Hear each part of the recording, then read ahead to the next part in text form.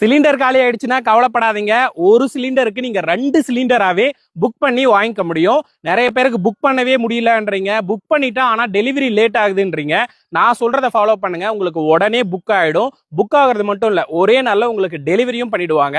Already ஒரு cylinder தான் இருக்குன்றவங்க காலி ஆகலைன்னா கூட இன்னொரு சிலிண்டர் நீங்க டபுள் சிலிண்டரா புக் பண்ணிக்கோங்க.